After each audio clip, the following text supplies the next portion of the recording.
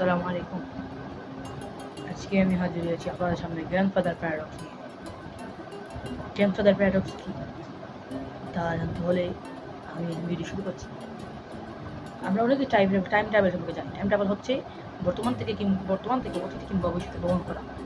যদিও আজ পর্যন্ত টাইম ট্রাভেলের কোনো যন্ত্র আবিষ্কার হয়নি, ভবিষ্যতে হতে পারে, সেটা নিয়ে চিন্তা করার কোনো প্রয়োজন নেই।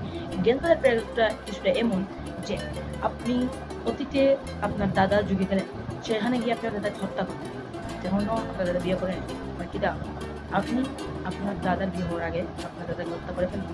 মানে কি হলো, আপনি আপনার দাদা বিয়ে হয়নি, আপনার মানে আপনার বাবার জন্ম হয়নি, আপনার বাবার জন্ম হয়নি, আপনার জন্ম হয়নি। তার প্রশ্ন করা হচ্ছে আপনার অস্তিত্ব নেই, আপনি আদৌ কি পৃথিবীতে বেঁচে ছিলেন? তাহলে মানুষ কিভাবে বুঝবে যে আপনার দাদাকে হত্যা করেছেন কিংবা আপনারই অস্তিত্ব ছিল? তো এটাই হচ্ছে গ্র্যান্ডফাদার প্যারাডক্স। আশা করি আমি আপনাদেরকে বুঝাতে পেরেছি। বুঝে থাকলে লাইক করবেন। আসসালামু আলাইকুম।